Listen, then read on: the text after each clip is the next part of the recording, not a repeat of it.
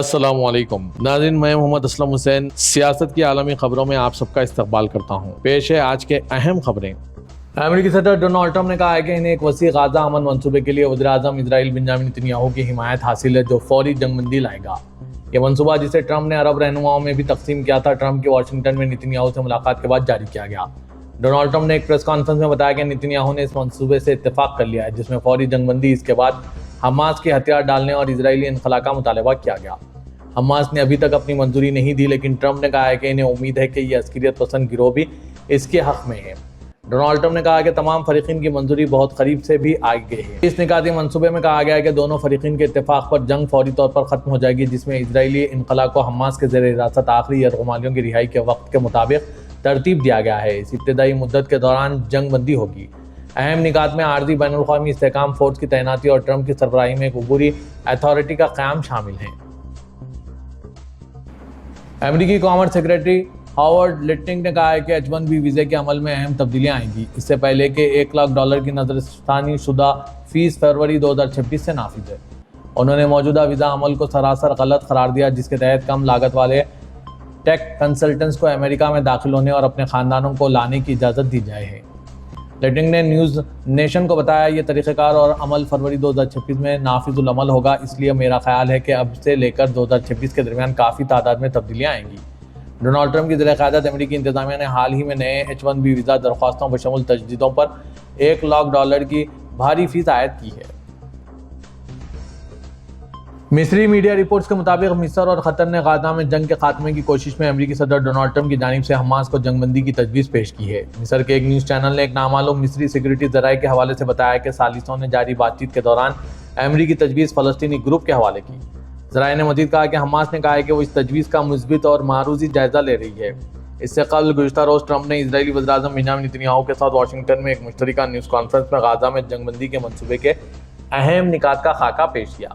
اس تجویز میں غزہ میں قید اسرائیلی قیدیوں کی رہائی اور حماس کو ختم کرنا شامل ہے۔ ڈونلڈ ٹرمپ نے کہا کہ اس منصوبے کا مقصد جنگ کے خاتمہ اور اسرائیلیوں اور فلسطینیوں دونوں کے لیے امن کو یقینی بنانے کا راستہ فراہم کرنا ہے۔ انہوں نے مزید کہا کہ اس پر عمل درآمد کے لیے علاقائی شراکت داری ضروری ہے۔ نتنیاہو نے اس فریم ورک کی حمایت ضرور کی، البتہ انہوں نے اسرائیل کے اگلے اقدامات کی وضاحت نہیں کی۔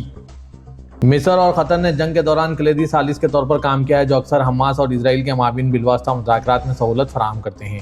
دونوں ممالک نے اس سے قبل عارضی جنگ بندی اور انسانی ہمدردی کے وقفے میں ثالثی میں مدد کی ہے۔ اسرائیل کے دائیں بازو کے وزیر خزانہ سموٹریچ نے ٹرمپ کی تجویز کردہ اور نتنیاہو کی حمایت یافتہ غزہ کے منصوبے پر پانی پھیر دیا، اسے ایک زبردست سفارتی ناکامی قرار دیتے ہوئے کہا کہ یہ آنسوں پر ممتاز ہو۔ Social media platform X پر ایک طویل پوسٹ میں سموٹریچ نے اس منصوبے کو ہماری سیکورٹی غیر ملکیوں کے حوالے کرنے اور فلسطینی ریاست کے قیام کے عزائم کو مکمل طور پر ختم کرنے کے موقع کو ضائع کرنے پر تنقید کا نشانہ بنایا۔ انہوں نے اعلان کیا، ہمارے بچوں کو غزہ میں دوبارہ لڑنے پر مجبور کیا جائے گا۔ تاہم سموٹریچ نے یہ بھی اشارہ دیا کہ ان کے تحفظات کے باوجود اس منصوبے پر غور کرنے کے لیے کچھ عملی وجوہات ہو سکتی ہے۔ سموٹریچ نے سوال کیا، بین الاقوامی دباؤ، تباکن، یرغمالی مہم، وزیر اعظم نتنیاہو کی غزہ کو فتح کرنے اور اصلی ٹرمپ منصوبے کو اپنانے کی ابتدائی ہچکچاہٹ، فوج کا سست روی اختیار کرنا اور فوجی رہنماؤں کو اس جگہ پر نہ لا پانا جہاں ہم چاہتے ہیں، کمزور ہوتا ہوا اتحاد اور 2 سال کی جنگ کے بعد فطری جنگی تھکاوٹ، ان سب کے پیش نظر پیدا ہوئی حقیقت کے باعث کہ ہمارے پاس کوئی چارہ نہیں ہے، اور کیا یہ زیادہ سے زیادہ جو ابھی حاصل کیا جا سکتا ہے؟ یہ اچھے سوالات ہیں، ہم مشاورت کریں گے، غور کریں گے اور فیصلہ کریں گے۔ روسی صدر پوٹن نے کہا کہ روسی افواج یوکرین میں ایک حق بجانب جنگ میں کامیابی حاصل کر رہی ہے۔ پوٹن نے کرملن کی ویب سائٹ پر شائع ہوئے ایک ویڈیو پیغام میں کہا کہ ہمارے جنگجو اور کمانڈر حملہ کر رہے ہیں اور پورا ملک، پورا روس اس حق بجانب جنگ میں مصروف ہے اور سخت محنت کر رہا ہے۔ ہم سب مل کر اپنی مادر وطن سے محبت اور اپنے تاریخی مقدر کے اتحاد کا دفاع کر رہے ہیں، ہم لڑ رہے ہیں اور کامیاب ہو رہے ہیں۔ اس جنگ کا اختتام نظر نہیں آ رہا، حالانکہ امریکی صدر ڈونلڈ ٹرمپ اس تنازع کو ختم کرنے کے لیے سفارتی کوششیں کی ہیں، جن میں پوٹن، یوکرینی صدر زیلنسکی اور دیگر یورپی رہنماؤں کے ساتھ الگ الگ اجلاس شامل ہیں۔ روس یوکرین کے تقریباً 1,14,500 مربع کلومیٹر یا 19% علاقے پر قابض ہے، جس میں کریمیا اور ملک کے مشرقی اور جنوب مشرقی حصے کا ایک بڑا علاقہ شامل ہے، جیسا کہ میدان جنگ کے اوپن سورس نقشوں سے ظاہر ہوتا ہے۔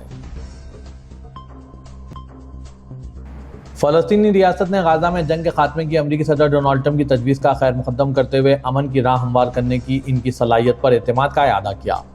سرکاری خبررساں NC وافا کے ذریعے جاری ہوئے ایک بیان میں کہا گیا ہے کہ وہ غزہ کے خلاف جنگ کے خاتمے کے لیے امریکی صدر ڈونلڈ ٹرمپ کی مخلصانہ اور انتھک کوششوں کا خیر مقدم کرتے ہیں اور امن کی طرف راستہ تلاش کرنے کی ان کی صلاحیت پر اپنے اعتماد کا اعادہ کرتے ہیں۔ بیان میں اس بات پر زور دیا گیا ہے کہ فلسطین، امریکہ، علاقائی ریاستوں اور بین الاقوامی شراکت داروں کے ساتھ مل کر ایک جامع معاہدے کے لیے کام کرنے کے لیے تیار ہیں۔ بیان میں کہا گیا ہے کہ کسی بھی معاہدے میں غزہ کو انسانی بنیادوں پر امداد کی فراہمی، قیدیوں کی رہائی، شہریوں کے تحفظ اور جنگ بندی کو برقرار رکھنے کا طریقہ کار اور زمینی الحاق کو روکنے کی ضمانتیں، جبری نقل مکانی اور یک طرفہ اقدامات کی ضمانت دی جانی چاہیے جو بین الاقوامی قانون کی خلاف ورزی کرتے ہیں۔ فلسطینی بیان میں مزید کہا گیا ہے کہ روکے ہوئے ٹیکس محصولات کو جاری کیا جائے، اسرائیلی انخلا اور غزہ مقبوضہ مغربی کنارے اور مشرقی یروشلم میں فلسطینی سرزمین اور اداروں کو متحد کیا جائے۔ ترکی کے صدر رجب طیب اردوغان نے محصور غزہ میں جنگ بندی کی کوششوں پر ڈونلڈ ٹرمپ کو سراہا ہے۔ صدر اردوغان نے جاری کردہ بیان میں کہا ہے کہ میں غزہ میں خونریزی کے سدباب اور جنگ بندی کی خاطر امریکی صدر ڈونلڈ ٹرمپ کی کوششوں اور قیادت کو سراہتا ہوں۔ اردوغان نے مزید کہا کہ ترکی سفارتی عمل کی حمایت جاری رکھے گا اور انخلا تمام فریقین کے لیے قابل قبول، منصفانہ اور دیرپا امن کے قیام کے لیے پرعزم ہے۔ یہ بیان ایک ایسے وقت میں سامنے آیا ہے جب ٹرمپ نے واشنگٹن میں اسرائیلی وزیر اعظم نیتن یاہو کے ساتھ ایک پریس کانفرنس کے دوران غزہ جنگ بندی منصوبے کے اہم نکات پیش کیے۔ اس منصوبے میں اسرائیلی قیدیوں کی رہائی اور حماس کو غیر مسلح کرنے کی تجاویز شامل ہیں۔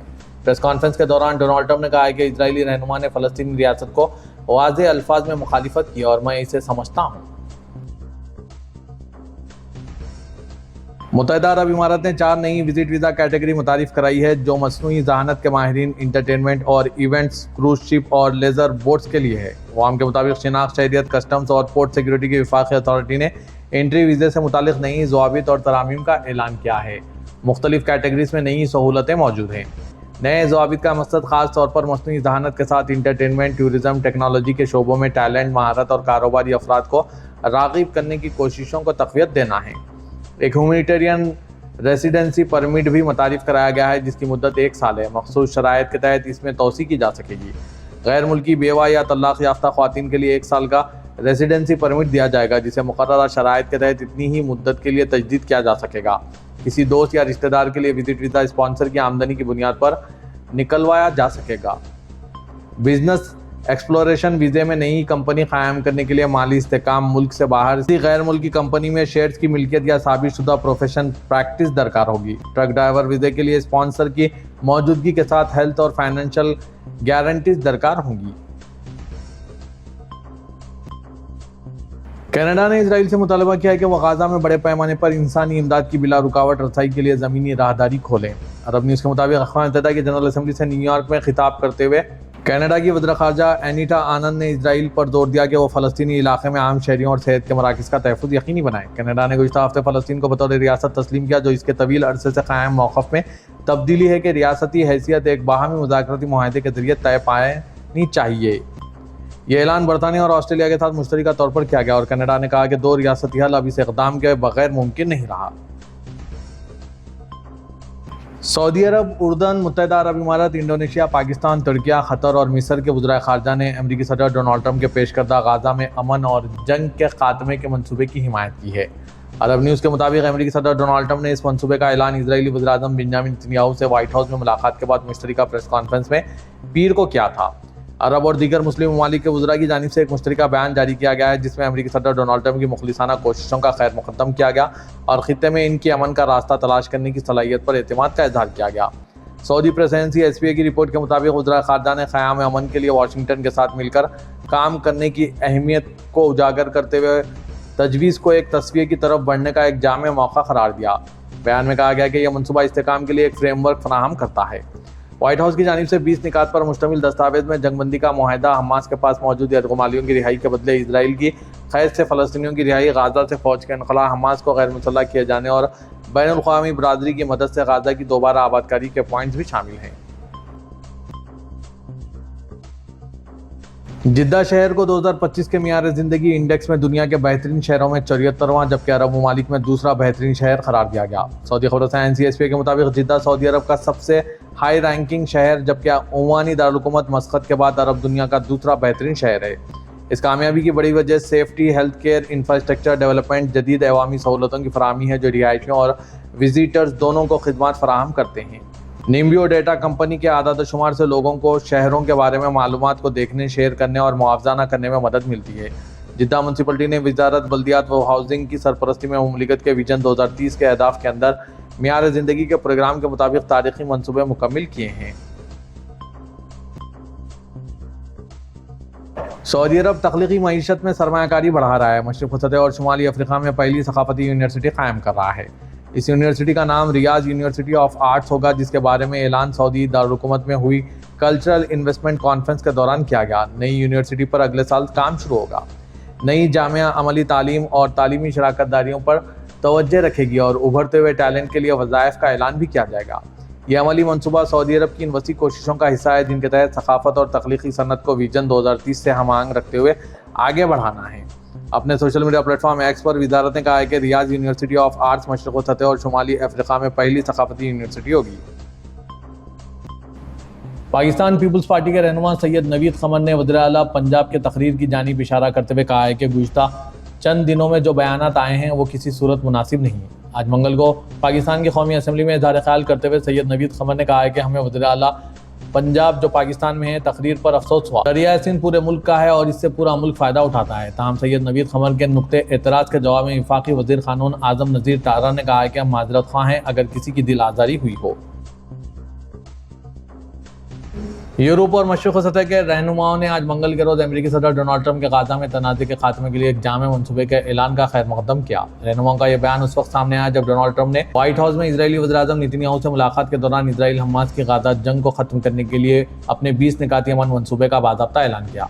یورپی کمیشن کی صدر اورسولا وان ڈر لین نے غزہ میں تنازع کے خاتمے کے لیے ٹرمپ کے عزم کا خیر مقدم کیا اور ان کوششوں میں اپنا کردار ادا کرنے کے لیے یورپی یونین کی تیاری کا اظہار کیا۔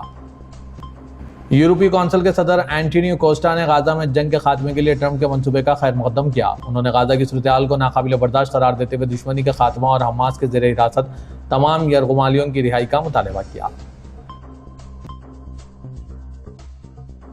ہندوستان کے وزیر اعظم نریندر مودی نے آج منگل کو غزہ تنازع کے خاتمے کے لیے امریکی صدر ڈونلڈ ٹرمپ کے جامع منصوبے کے اعلان کا خیر مقدم کیا۔ وزیر اعظم نریندر مودی نے کہا کہ یہ منصوبہ طویل مدتی اور پائیدار امن کے لیے سلامتی اور ترقی کا ایک قابل عمل راستہ فراہم کرتا ہے۔ ہمیں امید ہے کہ تمام متعلقہ فریق صدر ڈونلڈ ٹرمپ کے اس اقدام کی حمایت میں اکٹھا ہوں گے اور تنازع کے خاتمہ اور امن کو یقینی بنانے کے لیے اس کوشش کی تائید کریں گے۔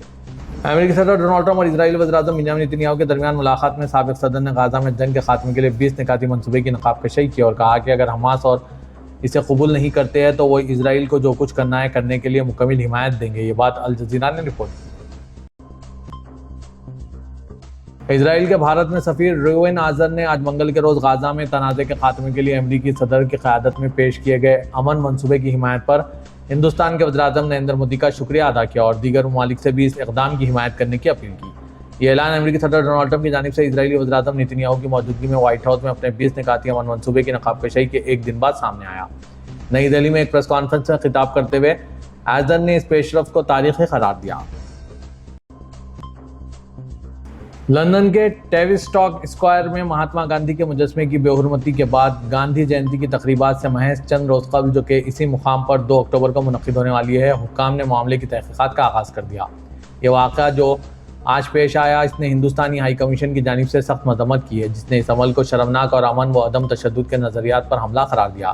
اپنے ایک بیان میں ہندوستانی مشن نے کہا ہے کہ نقصان کی اطلاع مقامی حکام کو دی گئی ہے اور اس کے اہلکار یادگار کو بحال کرنے کی کوششوں کو مربوط کرنے کے لیے پہلے ہی موقع پر موجود ہیں۔ بیان میں کہا گیا کہ لندن میں ہندوستانی high commission new stock square میں مہاتما گاندھی کے مجسمے کی بے حرمتی کے شرمناک عمل سے انتہائی زدہ ہیں اور اس کی شدید مذمت کرتے ہیں۔